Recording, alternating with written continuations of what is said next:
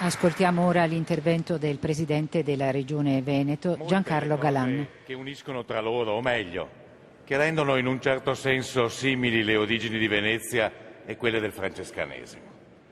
Prima che Venezia diventasse lo straordinario abbellimento architettonico, artistico, urbanistico che da oltre un millennio ne fa meraviglia che stupisce il mondo, Venezia è stata palude, è stata fango, è stata paesaggio negato agli uomini perché spazio marginale, acquitrinoso, selvatico.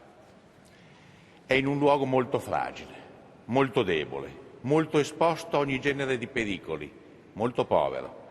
Quindi che i primissimi veneziani immaginano, sognano di poter costruire una città fantastica, una specie di utopia realizzata, un miracolo. In uno spazio segnato dalle foci dei fiumi, da piene rovinose, da mareggiate e alluvioni devastanti, sempre in un instabile equilibrio tra terra e acqua, che vanno a rifugiarsi coloro che sapranno costruire una splendida città, una città che diverrà dominante nel mondo.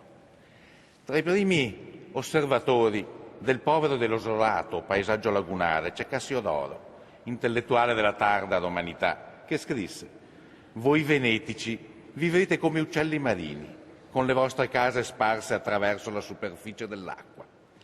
La solidità del suolo sul quale poggiate è assicurata solo da vimini e canne, eppure non esitate ad opporre un così fragile baluardo al furore del mare».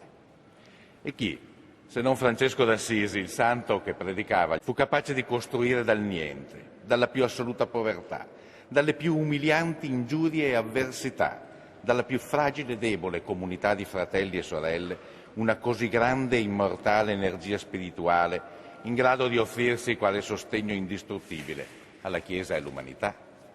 La grandiosità del progetto francescano rende trasparente la santità originaria dei primi passi compiuti da Francesco e dai suoi compagni, ed è un genere di santità che scelse di professare fin da subito anche Venezia, che si affidò all'evangelista Marco e che nel farsi città, nel costruirsi dal nulla come città, seppe essere città francescana.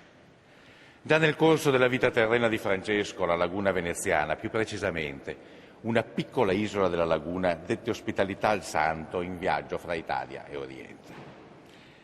E quell'isola divenne San Francesco del Deserto, che assieme a due grandi e straordinarie chiese veneziane, San Francesco della Vigna e la Basilica dei Frari, fanno di Venezia una città francescana. Di qui il senso profondo della vicinanza spirituale, storica, artistica tra Assisi e Venezia, tra Francesco e il Veneto, che oggi si trova raccolto in meditazione e preghiera accanto alla lampada eterna.